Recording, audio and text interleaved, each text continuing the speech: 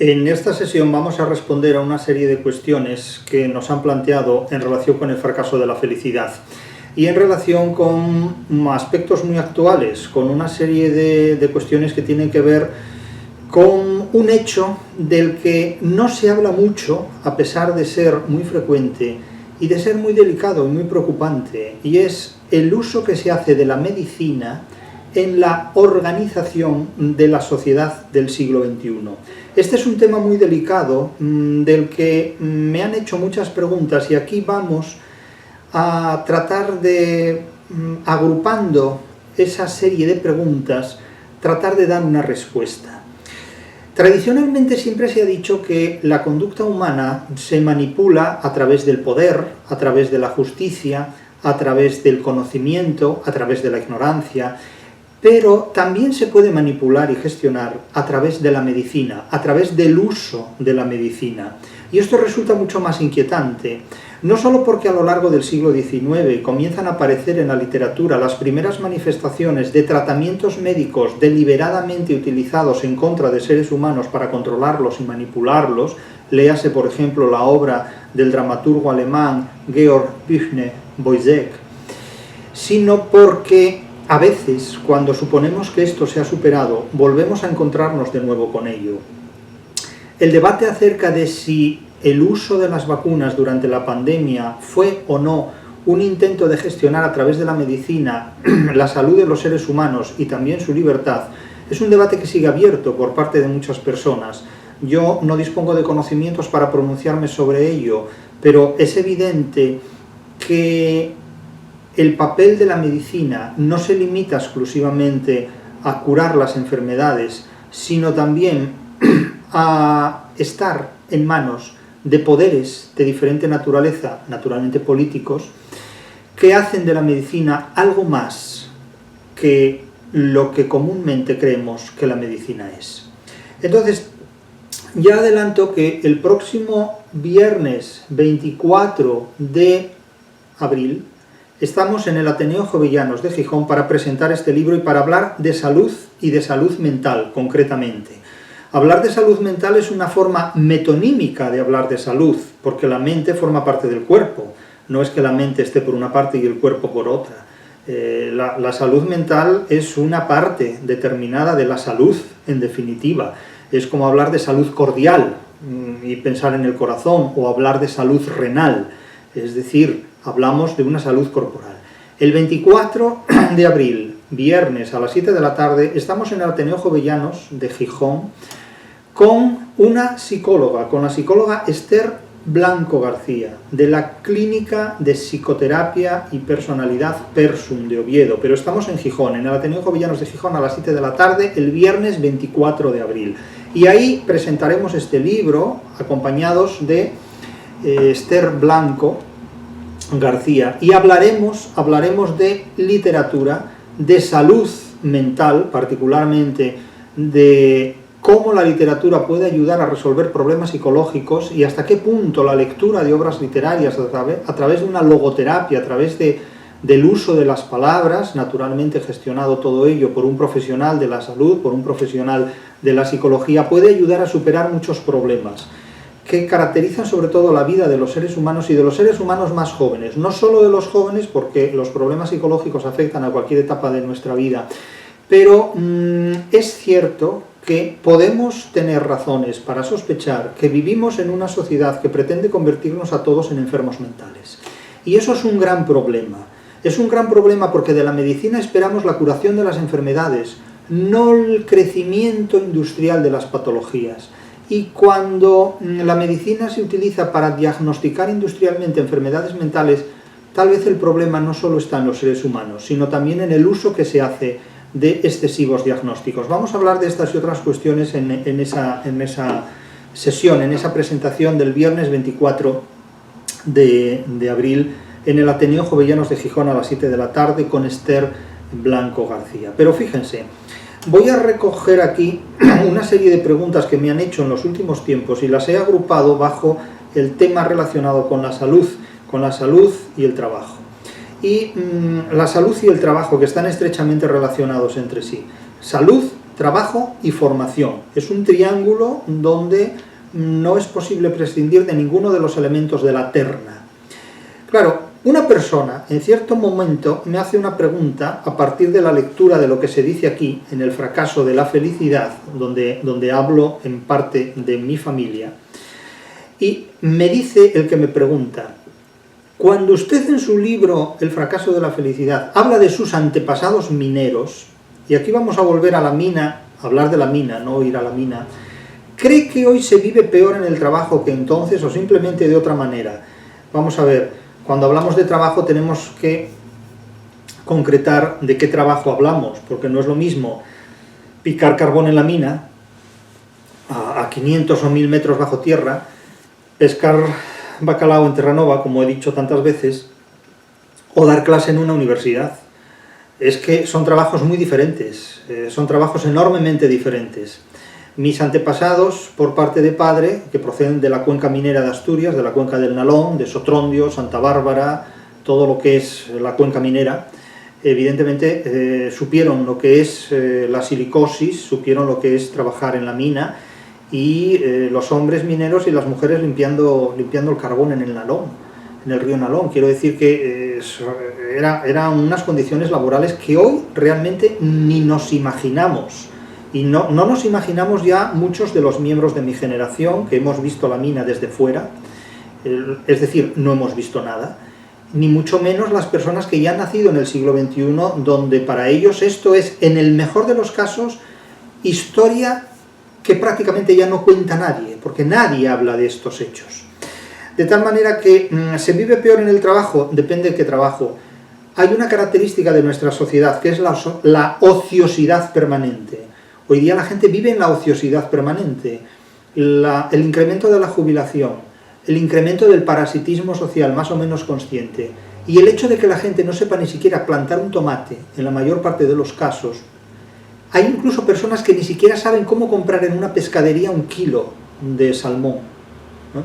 Entonces, esta impotencia, esta impericia a la hora incluso de hacer la compra o de gestionar una casa, se ve cada vez más intensificada. Si a esto le añadimos en el desarrollo de trabajos intelectuales el uso de la inteligencia artificial, pues el resultado puede ser simplemente un ser humano que no sea capaz de hacer la O con un canuto y que le tenga que preguntar a la inteligencia artificial cómo se hace la O con un canuto, ¿no? Entonces esto es realmente muy curioso. Y si suponemos que la inteligencia artificial acaba de nacer y está en sus primeros estadios de desarrollo, imagínense ustedes el tipo de ser humano que puede habitar este planeta dentro de 100 años, cuando las capacidades de la inteligencia artificial sean tan poderosas como para determinar la calidad intelectual de vida de una criatura como la del ser humano. Entonces, yo no voy a anunciar el apocalipsis porque no soy ningún profeta, no soy Juan en Pafos, ni en ninguna isla de estas donde la soledad induzca a ver visiones. Pero lo que sí es muy cierto es que el trabajo hace que el ser humano esté en contacto con la realidad y que de esta manera el ser humano pueda hacerse compatible con la realidad. No se trata de someterse a la realidad, sino de hacerse compatible con ella a través de un uso práctico de la razón, porque no basta la razón teórica, es necesaria la razón práctica. Ahora bien, ¿cree que hoy se vive peor en el trabajo que entonces? Se vive de otra manera y depende del trabajo que se realice. Pero el esfuerzo que nuestros antepasados tenían para enfrentarse a la realidad era muy superior al que nosotros podemos desarrollar, y probablemente generaciones posteriores a las nuestras, si no se ven implicadas en procesos históricos extremadamente violentos, desarrollarán menos capacidades para trabajar de las que nosotros hoy tenemos. Hoy día la mayor parte de la gente tiene una vida vacía porque no sabe hacer nada, más que estar en la pantalla del ordenador chateando en internet para decir chorradas y para hacer comentarios absurdos, completamente inútiles, porque son comentarios que no van a ninguna parte, que no sirven absolutamente para nada, pero que los mantienen emocionalmente activos y también intelectualmente muy apagados. Y desde luego desde un punto de vista productivo muy bajo. El trabajo ha cambiado en sus condiciones. La cuestión es, ¿qué es lo que sabe hacer usted? ¿Qué es lo que usted sabe hacer? Eso es lo que debe plantearse. ¿Qué es lo que usted sabe hacer y qué es lo que usted hace? ¿A qué dedica el tiempo libre? Como decía aquella canción. Segunda cuestión que me plantean. Dice, la comparación que usted hace entre los discursos actuales sobre felicidad laboral y los que utilizan los regímenes totalitarios es una comparación muy fuerte. Y yo me pregunto, dice esta persona, ¿hasta qué punto considera usted que hay una continuidad ideológica real y no solamente una analogía retórica entre la felicidad laboral de hoy y la felicidad de los regímenes totalitarios? Bueno, vamos a ver. En un régimen totalitario está prohibido ser infeliz, porque los regímenes totalitarios se supone que son regímenes perfectos. En un comunismo no hay razones para ser infeliz, porque la gente es feliz con lo que tiene, sea mucho o sea poco. ¿Se supone que es poco? Bueno, depende quién lo tenga. En regímenes comunistas hay personas que no tienen nada y están obligadas a ser felices sin tener nada, y otras que tienen mucho, y yo no sé si son felices o no, pero no lo declaran. Del mismo modo que se declara explícitamente lo que se tiene. Entonces hay personas que dicen que el ser humano es feliz, se atribuye a Epicuro esta afirmación. El ser humano es feliz cuando se haya familiarizado con la escasez. Diógenes se jactaba de vivir en un tonel. Claro, a los que se jactan de ser felices con poco, yo no los nombraría ministros de fomento, ni tampoco a Diógenes lo nombraría ministro de la vivienda, porque imagínense que un fulano que vive en un tonel ejerciendo el ministerio de vivienda nos metería a todos en un tonel, de tal manera que habrá gente, no digo yo que no, que sea muy feliz viviendo en un tonel, pero yo en un tonel no me veo. No sé si ustedes se ven en un tonel, si les gusta mucho familiarizarse con la escasez y vivir en la pobreza, pues supongo que no les faltará un tonel donde vivir, pero yo no les deseo que ustedes vivan en un tonel, yo no deseo verlos a ustedes viviendo en un tonel. De tal manera que mucho cuidado con Narciso, mucho cuidado con Diógenes, mucho cuidado con todos estos personajes filosóficos o pseudofilosóficos, porque si Diógenes, insisto, fuera ministro de la vivienda, probablemente todos acabaríamos entonelados. Y me dirán ustedes que a lo mejor ya lo estamos, por aquello del co-living, de compartir habitación, de compartir espacios cada vez más reducidos. No diré yo que no, pero cuando alguien les diga que el ser humano será rico cuando se haya familiarizado con la pobreza, pues ustedes verán a lo que se atienen. Ustedes verán a lo que se atienen. Entonces, en los regímenes totalitarios es obligatorio ser feliz. El que es infeliz en el régimen totalitario es una persona maleducada, es una persona fracasada, es una persona desobediente. Básicamente, desde un punto de vista legal, es desobediente. Desde un punto de vista profesional, es fracasada, porque el éxito en el trabajo consiste en estar feliz haciendo lo que te mandan, cumpliendo lo que te piden, y desde luego no mostrando quejas, no expresando disconformidad, sino estando siempre muy contento y muy feliz de todo lo que ocurra a tu alrededor. Si algo falla, la culpa no la tiene tu jefe, la tienes tú. Si no eres feliz, la culpa no la tiene tu psiquiatra, la tienes tú. De tal manera que la felicidad es una exigencia del régimen totalitario. ¿Qué es lo que hace inquietante a la democracia? Pues a la democracia la hace inquietante el hecho de que nos exija, como exigen los regímenes totalitarios, ser felices, cuando a lo mejor tenemos muchas razones para ser infelices. Porque si no se puede comprar una vivienda, si no se puede encontrar ni pagar, ya no digo pagar, a veces ni encontrar un alquiler, si no se puede disponer de un trabajo estable, si no se puede encontrar una pareja para toda la vida, que es lo que la gente en el fondo busca, aunque lo que se encuentra sean parejas de temporada, si no se puede obtener una estabilidad, si no se puede generar una familia y mantener una familia, si no se puede tener nada propio, porque resulta que los derechos de propiedad se ven cada vez más alienados y transgredidos por las leyes, si nada de esto se puede conseguir, díganme ustedes cuáles son las razones para ser felices. Entonces, claro, el problema es que la democracia y los totalitarismos se parecen cada día más, y se parecen demasiado en exigencias que antaño eran propias de los totalitarismos y que hoy ha asumido la democracia. Y una de estas exigencias es la exigencia de la felicidad. Parece que si no eres feliz, has fracasado. De ahí el fracaso de la felicidad. Lo que te dicen es eso: si no eres feliz, eres mala persona. Antes te decían, Si eres mala persona es porque has hecho algo malo, contra Dios o contra la ley. Ahora, eres mala persona si eres infeliz, porque eres una anomalía, eres un problema. Tú tienes que responder a los estándares públicos que se exigen de las personas que son felices, que en muchos casos no diré que es el ser tonto, pero al menos sí parecerlo. Y ahora volveremos sobre el parecer tonto, o no. De tal manera que para mí es muy sospechoso que la democracia, al igual que los totalitarismos, exija a la gente ser feliz sin tener razones para ser feliz. Eso es el gran problema de los totalitarismos, y a veces la diferencia, la línea divisoria, la frontera que separa al totalitarismo de la democracia en algunos aspectos es invisible, y esta invisibilidad a mí me resulta muy preocupante. Tercera pregunta.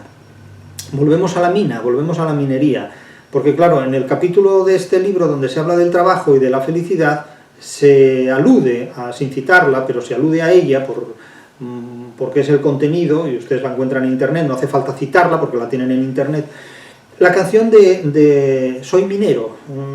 Y claro, una persona me pregunta, ¿pero de verdad cree usted que la gente de aquella época, de la canción de Soy minero, se creía el contenido de esa letra o simplemente era una forma de sobrellevar una vida dura? Pues para unos era una forma de sobrellevar una vida dura y para otros era una forma de legitimar eso. Probablemente para los que llevaban esa vida, la canción era una manera de sobrellevarla, y para los que imponían a los demás esa vida sin llevarla a ellos, era una forma de hacerles creer que esa era la mejor manera de vivir. Claro, si ustedes recuerdan la canción del Soy minero, la pueden encontrar en internet. Ustedes ponen Soy minero y se encontrarán la letra y la canción, pero yo no se la voy a cantar, excúsenme ustedes de cantar semejante canción, pero sí les voy a recitar algunas de esas coplas, de esa letra. Fíjense ustedes la letra de esa canción. Yo no maldigo mi suerte porque minero nací. Es una oración explicativa, en tanto que yo no tengo razones para maldecir mi origen porque minero nací. Puede ser explicativa en tanto que, dado que nací minero, aunque soy minero, en este caso sería concesiva, es decir, aunque soy minero, no maldigo mi suerte. Pero creo que la oración es explicativa, no concesiva. De tal manera que, precisamente porque nací minero, no solo no maldigo mi suerte, sino que estoy orgulloso de mi suerte. Estoy muy feliz de haber nacido minero. Por eso no maldigo mi suerte. Cualquiera que diga que por ser minero ha tenido mala suerte, se maldice a sí mismo. Es decir, que condena cualquier actitud de protesta en la minería. Claro, esta canción en la Asturias de los años 40, 30, 20, 50...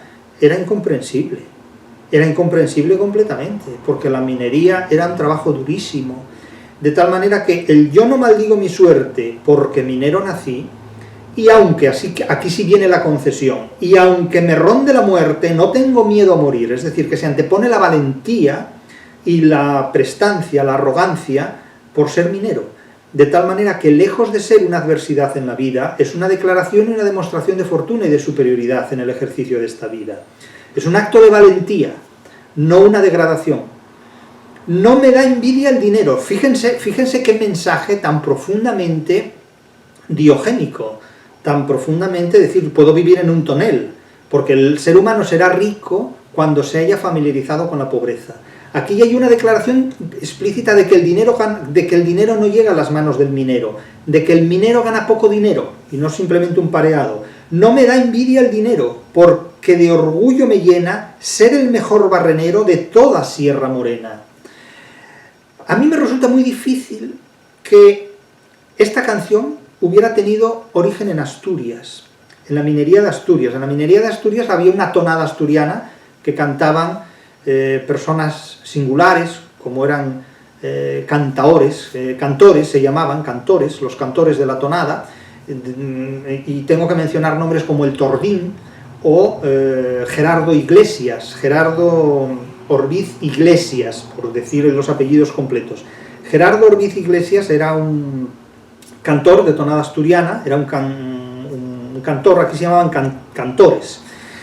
Cantores de tonada asturiana, como lo eran el Tordín y como lo eran muchos otros. Gerardo Orbiz Iglesias en particular, debo decir que es fue hermano de Mercedes Orbiz Iglesias, que fue mi abuela paterna. Mi abuela paterna murió de tuberculosis a los 22 años de edad, como he dicho en otras ocasiones, y a ella está dedicado este libro, El fracaso de la felicidad. Y Gerardo Orbiz Iglesias fue un cantor de tonada asturiana, como lo fueron otros, el Tordín y muchos otros, muy valiosos cantores de canción asturiana, como lo fue Joaquín Pichán también, que han dejado un elenco de grabaciones de tonada asturiana que no ha encontrado continuidad en el tiempo, sinceramente. Pero este tipo de canción, no me imagino al Tordín cantándola, esta letra, ni desde luego a mi tío abuelo Gerardo Orbiz Iglesias, esto no lo habría cantado jamás. Eso de yo no maldigo mi suerte porque minero nací, y aunque me ronde la muerte no tengo miedo a morir, esto es aceptable. Pero no me da envidia el dinero porque de orgullo me llena ser el mejor barrenero de toda Sierra Morena. Esto es una sofística muy difícil de hacer compatible con la mentalidad de un minero asturiano. Esto en principio es muy difícil de hacer compatible, habría que contextualizarlo muy fuerte. Esta es una canción del régimen anterior, claramente. Esta es una canción de su época, de su tiempo. Claro, la copla sigue además con unos versos agudos, con unos versos acentuados en última sílaba, agudos, que ponen toda esa fuerza, todo ese centro de gravedad en la última sílaba, como un golpe definitivo que no admite réplica. Esto casi es un análisis estilístico, pero no me dejará mentir la métrica. Bajo la mina cantando, porque sé que en el altar mi madre queda rezando por el hijo que se va. Es decir, los versos pares son agudos, en vocales abiertas, y ya digo, no admiten réplica posterior. Son casi unos versos no de pie quebrado, ni mucho menos, pero desde luego, bajo la mina cantando, vamos, soy feliz en el trabajo, porque sé que en el altar mi madre queda rezando por el hijo que se va. Claro, podemos sustituir la mina por la guerra, y ya tenemos casi a la Alemania que hace unos días exigía a los jóvenes varones un documento, un permiso para poder abandonar el país más allá de 3 meses. De tal manera que voy a la guerra cantando, podría decirse, porque sé que en el altar mi madre queda rezando por el hijo que se va, con esa similicadencia o rima interna de cantando, rezando, y los versos agudos en vocales abiertas de máxima apertura, en el altar por el hijo que se va, pero que se supone que puede volver, ¿no? Entonces, esta letra, la letra de esta canción, proscribe claramente la felicidad, la infelicidad en el trabajo, y exalta claramente la felicidad, la dicha en el trabajo, en trabajos terriblemente adversos. Claro, esto es ser feliz en el trabajo, ser feliz en el trabajo picando carbón en una mina. Y esto que creo que son minas a cielo abierto, las minas bajo tierra eran aún peores. No hablo de ir feliz a la oficina o ir feliz a una universidad a dar clase, hablo de ir feliz a picar carbón a la mina. Son cosas muy diferentes. Y claro, la copla continúa, la letra dice: y cuando siento una pena, es decir, reconocemos la adversidad, lanzo al viento mi cantar. O sea que no se toman analgésicos ni hay medicación, simplemente uno se pone a cantar y el que canta sus males espanta, como dice la paremia, como dice el refrán. De tal manera que ustedes imagínense que van al médico por depresión y el médico, el psiquiatra o el psicólogo, sin ser médico, en lugar de recetarle un medicamento, les dice: dedíquese usted al canto, dedíquese a cantar. Y alguien me dirá, y no sin razón, pues es mejor eso, es mejor cantar o buscar una actividad que reanime el ánimo, el ánima, el espíritu, si prefieren, a la ingesta de medicación. Y claro, la receta es: dedíquese usted a cantar. Imagínense ustedes que van al médico y el médico, el psiquiatra, les dice: matricúlese usted en la escuela de canto de su ayuntamiento o en el conservatorio, en la escuela de canto, o dedíquese a cantar, o vaya a un coro. Bueno, lo que sí le pueden decir probablemente es: desarrolle usted una actividad que le anime, sea el canto, sea lo que sea. Pero claro, la letra de esta canción ya da la receta. Y cuando siento una pena, lanzo al viento mi cantar. Soy minero y templé mi corazón con pico y barrena. Soy minero y con caña, vino y ron me quito las penas. Claro, aconsejar el vino y el ron y la caña, bueno, esto ya puede ser discutible. Aquí ya a lo mejor entramos en debates de cuestiones políticamente correctas o no, los tiempos van cambiando, pero el cantar, por el momento, todavía no se ha prohibido. Ya saben ustedes lo que dice el otro refrán: el abad de lo que canta, llanta. Les regalo refranes para que los coleccionen. Pero fíjense qué barato es ser feliz, con cánticos y con alcohol. Claro, esto puede resultar muy discutible. ¿Se puede aconsejar esto? El alcohol, aquí sí que no entro. En el cántico sí, canten ustedes. Pero claro, imagínense que se pongan a cantar y todo el vecindario se entere. Pues a lo mejor la gente ya no canta, la gente pone el reggaetón. Nos pone el reggaetón a todo el vecindario, ¿no? Y entonces tenemos que aguantar el reggaetón de todos los vecinos. A veces es mejor el reggaetón que la gente cante, pero yo casi prefiero que la gente cante, por mal que lo haga, al reggaetón. Porque por mal que cante una persona, siempre esa naturalidad del defecto está mejor que el más sofisticado reggaetón que nos aturulla a todos bastante. De tal manera que, fíjense qué barato es a veces superar un problema, cantar. En lugar de poner música, háganla ustedes, canten. Hay gente que hace la mixtura, entonces también siempre tenemos un vecino que se pone los cascos y canta. De tal manera que nosotros solo oímos su canto, que es horroroso, pero no la música en la que se apoya. Estos son variantes de comunidades, ¿no? Muy curiosas. Y finalmente la letra termina de esta manera. Les he seleccionado algunos pasajes para que vean cómo vender infelicidad convierte al ser humano en un proscrito, porque la crítica te convierte en un proscrito. Soy barrenero porque a mí nada me espanta. Bueno, claro, imagínense ustedes que alguien dijera: soy profesor de literatura porque a mí nada me espanta. Y dirán: bueno, ¿a usted no le espantan los estudiantes, no le espantan los alumnos? Pues entonces, adelante. Pero no es lo mismo ser profesor de literatura porque a mí nada me espanta que ser barrenero porque a mí nada me espanta. Es muy diferente la mina a los estudiantes, ¿eh? Por el momento todavía es muy diferente la mina a los estudiantes. Y dice: y solo quiero el sonido de una taranta. Bueno, son comparaciones muy estimulantes que riman con espanta.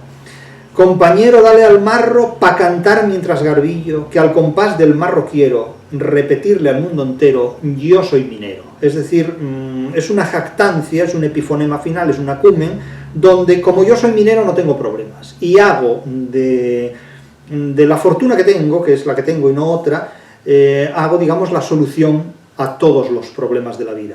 Moraleja: el que se queja es mala persona. El que fracasa en la vida tiene la culpa de sus fracasos, porque es obligatorio ser feliz, está prohibido ser infeliz. Pero, ¿qué ocurre si yo tengo motivos, si yo tengo razones para ser infeliz? Pues que es usted mala persona a la hora de declararlos, porque nos deja quedar mal a los demás. Entonces, la disidencia en una sociedad totalitaria está proscrita. No es casualidad que esta canción se hubiera puesto de moda en el régimen anterior. Hoy se ponen de moda otras, más oblicuas y no más saludables. Siguiente cuestión que me plantean. Me dice una persona: usted plantea que la prohibición de la infelicidad, y por eso traigo aquí esta pregunta a colación, se extiende en las democracias contemporáneas. ¿Podría explicarse esto como una forma de control simbólico más que jurídico en términos de disciplina social? Naturalmente que sí, pero es que usted mismo ya me da la respuesta a la pregunta que me hace. De una manera u otra, aquí en el fracaso de la felicidad ya explicamos esto. La felicidad en la democracia, porque la felicidad es una de las exigencias de la democracia. Está en el planteamiento de la democracia de los Estados Unidos, en los padres fundadores de esa democracia estadounidense. Es obligatorio ser feliz, porque si no eres feliz eres sospechoso de ser mala persona. Fíjense en la novela distópica de Huxley, Un mundo feliz, es decir, un mundo en el que está prohibido ser infeliz. Y nosotros nos aproximamos claramente a mundos construidos desde esas exigencias y desde esas preceptivas. ¿Control simbólico? No, no solo control simbólico, control efectivo. Si tú eres infeliz, eres sospechoso de disidente. Y si eres sospechoso de disidente, hay que aplicarte el tratamiento correspondiente. No te van a poner a cantar, te van a poner a consumir fármacos, para que no cantes nada. Quinta pregunta. Cuando usted dice que el trabajo no nos hace libres ni felices, sino que nos enferma, no generaliza demasiado, no hay trabajos distintos entre sí. Hombre, claro que hay trabajos distintos entre sí, pero vamos a ver.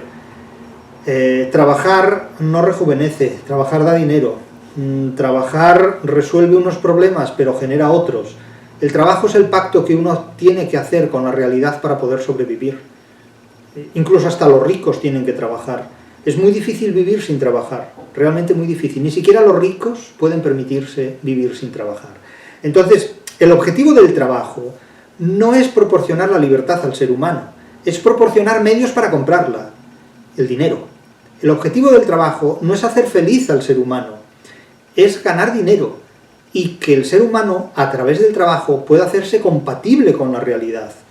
Claro, otra cuestión es que uno de los efectos secundarios o terciarios del trabajo sea que la vida resulte feliz a pesar del trabajo, concesivamente, y que el trabajo que proporciona un dinero permita al ser humano que gane ese dinero y que administra ese dinero sentirse satisfecho con el hecho de que vale la pena trabajar en determinadas condiciones. A veces no vale la pena trabajar en determinadas condiciones, por eso hay gente que se ve obligada a rechazar trabajos, porque no son trabajos, son explotaciones. De tal manera que el trabajo no tiene como objetivo hacernos libres ni felices, el trabajo tiene como objetivo garantizarnos una subsistencia a través del dinero que nos permite comprar la felicidad o comprar la libertad. La felicidad también se puede comprar, de alguna manera se puede comprar. ¿Cómo? Pues con tiempo libre, con posibilidad de formar una familia, es decir, con la posibilidad de adquirir bienes que en un momento dado nos permitan, de alguna manera, desarrollar nuestra vida en condiciones legítimas y en condiciones benignas. Ahí es donde el trabajo desempeña una función muy importante. Pero hay trabajos y trabajos, ¿eh? No es lo mismo picar carbón en la mina, pescar bacalao en Terranova, ejercer la prostitución o dar una clase de universidad. Son actividades humanas que se hacen por dinero con fundamentos, causas y consecuencias muy diferentes. Muy diferentes. Sexta cuestión que he seleccionado aquí, he seleccionado solo 10. En su análisis de las bajas laborales, introduce la sospecha de posibles distorsiones estadísticas o interpretativas. ¿Qué criterios propone para discriminar entre la causalidad real de una baja y la construcción narrativa de estos informes? No lo sé, pero tengo muchas sospechas. En primer lugar, como se atribuye a Aristóteles, hay dos tipos de mentiras. Por un lado las estadísticas y por otro lado todas las demás. Evidentemente las estadísticas siempre tienen márgenes de error importantes, pero al margen de los márgenes de error de las estadísticas hay un hecho muy claro. Las bajas laborales son muy fuertes, son muy poderosas y cada vez mayores, y cada vez se dan en gente de menor edad, cada vez se dan con más frecuencia en gente más joven. ¿Qué interpretación cabe hacer de estos hechos? Las interpretaciones son múltiples, pero evidentemente la medicina interviene en el diagnóstico de la baja y en la confirmación de la baja. Yo no digo que haya distorsiones deliberadas en nada de esto, no hace falta distorsionar nada deliberadamente porque ya la realidad es tan amplia y compleja que basta simplemente tomar una parte de esa realidad para ver cómo funciona el resto o para simular cómo funciona el resto. Pero hay un hecho muy importante. Si el trabajo da la felicidad, ¿por qué hay tantas enfermedades laborales? Si el trabajo da la felicidad, ¿por qué hay tantas bajas por depresión en el trabajo? Si el trabajo da la felicidad, ¿por qué la mayor parte de los profesores de enseñanza media quieren jubilarse lo antes posible o incluso se plantean cambiar de trabajo? Buena pregunta. Quizás no tenemos todavía estadísticas que respondan a esas cuestiones, pero sería muy interesante hacer una encuesta a los profesores de enseñanza media de universidad para que nos dijeran exactamente cómo valoran su posición laboral y su salud mental en el ejercicio de sus actividades laborales. Estas son cuestiones que me parecen enormemente importantes. Habría que aclarar estos asuntos. Y también en otros colectivos profesionales, pienso en el de la docencia, porque es con el que estoy más familiarizado y con el que tengo mayor proximidad, pero habría muchos otros que tener en cuenta. Séptima pregunta. Si la literatura, como usted dice, es el principal instrumento para desmontar las falsas promesas y entrenar la inteligencia frente al engaño, ¿qué distingue una lectura verdaderamente formativa de una lectura que se convierta a su vez en un consumo cultural que no sirve para nada? Bueno, hombre, pues el resultado es evidente. Una obra literaria siempre exige una segunda lectura, siempre deja al cuerpo y a la mente con interés de llevar a cabo una segunda lectura, una nueva interpretación, porque cada lectura que hacemos de una obra literaria, y esta es la prueba del algodón, esta prueba no falla nunca, cada lectura que hacemos de una obra literaria es como si leyéramos de nuevo el mismo libro, pero con un sentido diferente, como si fuera un libro diferente. Podríamos decir, parafraseando a Heráclito, que nunca leemos dos veces el mismo libro, porque cada vez que lo leemos nos parece un libro diferente. Eso solo ocurre con la literatura. Cuando leemos una obra que no es literaria, basta leerla una sola vez, no hace falta repetir, porque no encontramos nuevas ideas, ni nuevas valoraciones, ni nuevas percepciones originales en lo que leemos, porque tienen un umbral de riqueza intelectual muy baja, muy pobre o casi nula. Sin embargo, no ocurre así con una obra literaria. Cuando leemos una obra literaria, podemos leerla 2, 3 o 200 veces, que cada vez que la leamos leeremos un libro diferente. Podemos leer el Quijote 200 veces. Habremos leído 200 Quijotes distintos siendo el mismo Quijote, porque cada vez que lo leemos observamos y apreciamos, identificamos e interpretamos nuevas ideas y nuevas valoraciones. Y eso es enormemente importante. Lo que distingue a la literatura de lo que no lo es que siempre va a exigir una nueva lectura. Y eso es algo que solo da la literatura, la exigencia de una lectura más. Cuestión número 8. En la cuestión número 8 ustedes me preguntan, la crítica a la universidad como sala VIP, que sobrevalora a los jóvenes, plantea una cuestión interesante en su libro El fracaso de la felicidad.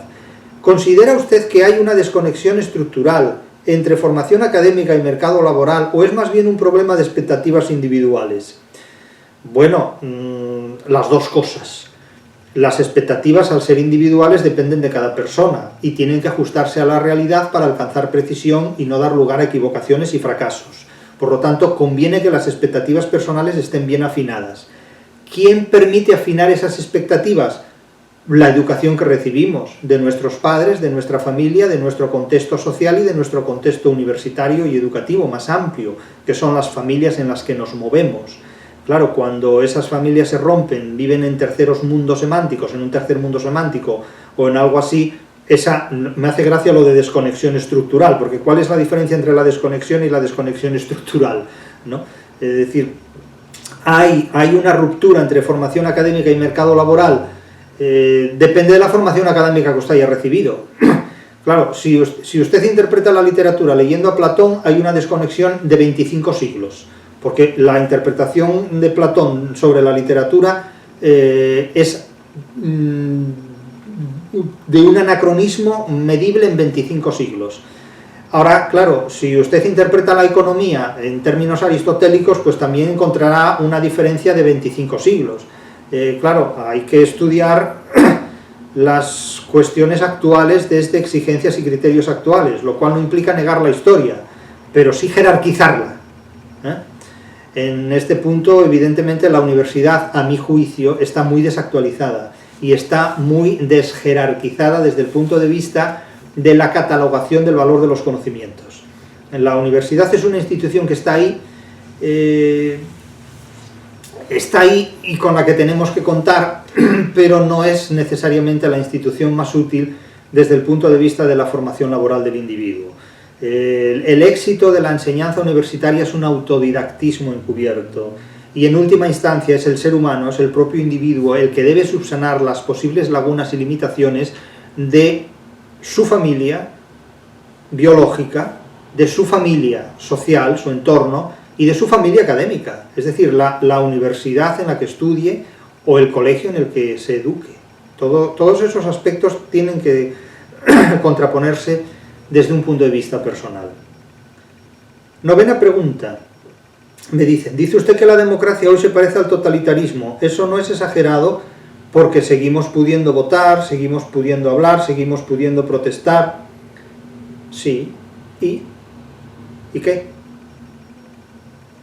¿Y qué? ¿Cambia algo? Usted puede hablar de lo que quiera, usted puede protestar de lo que quiera y usted puede votar por quien quiera dentro de los que se presentan. ¿Y qué? Pero si todo sigue igual. Si la democracia es un sistema de gobierno que está preparado para que ocurra lo que ocurra, todo siga igual. Todo sigue exactamente igual. Para bien y para mal, cuidado, porque podría ser mucho peor. O sea, no nos quejemos mucho de la democracia porque después de la democracia no sabemos lo que viene.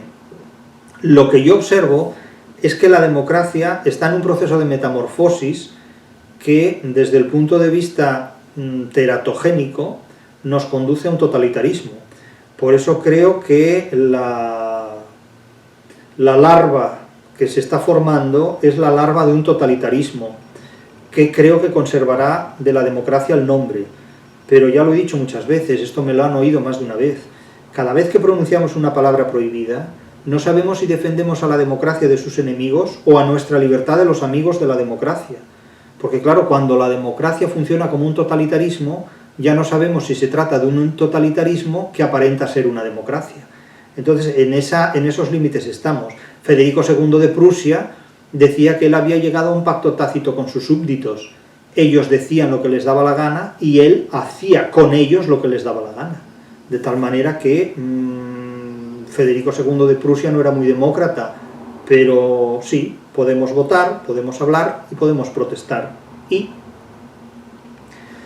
siguiente pregunta, la número 10 y la última, con esto ya acabo. Cuando usted introduce el concepto de nihilismo democrático, sí, es un concepto que presento en este libro, El fracaso de la felicidad. Aquí hablo de nihilismo democrático.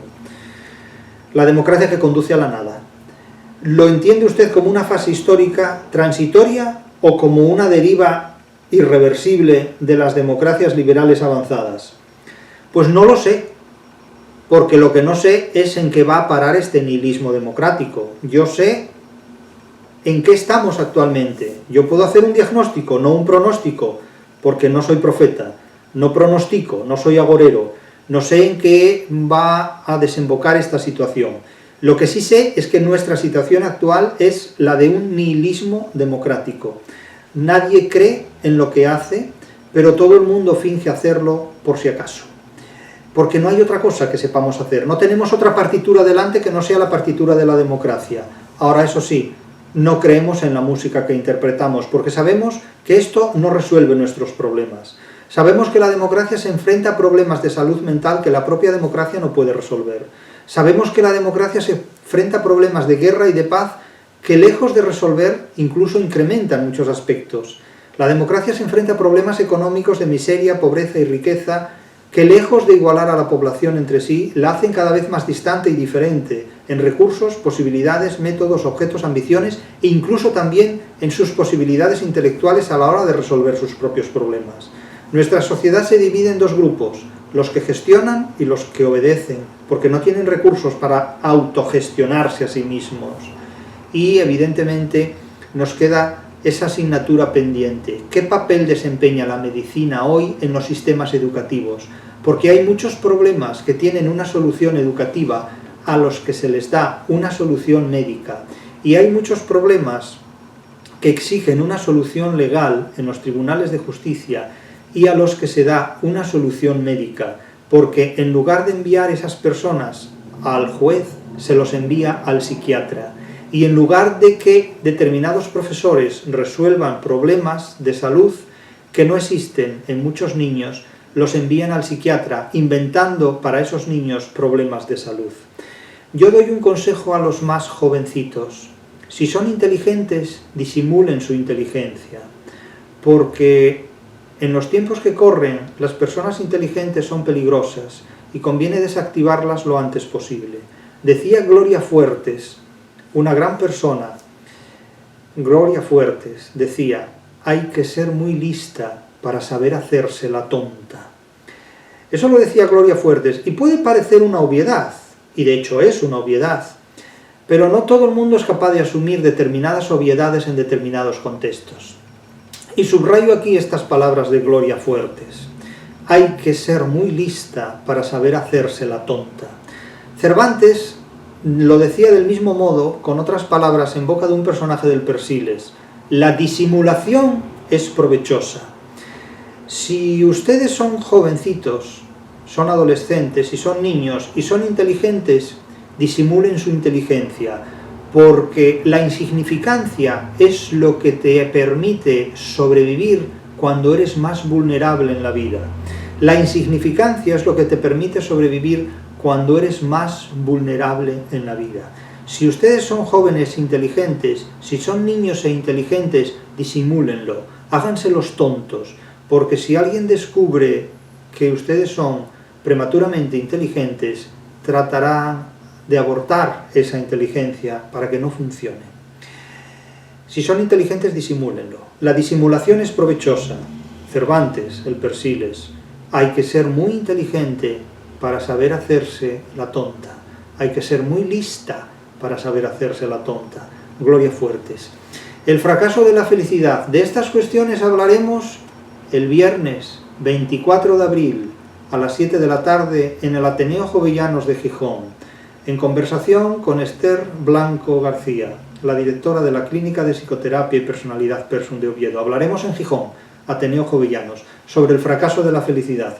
Firmaremos ejemplares de este libro y del Carlino, de este libro, el Carlino, y también del búho, del que está a mis espaldas, donde está la partitura del piano, a mis espaldas. El búho y el Carlino. Ahí firmaremos ejemplares de estos libros en el Ateneo Jovellanos de Gijón.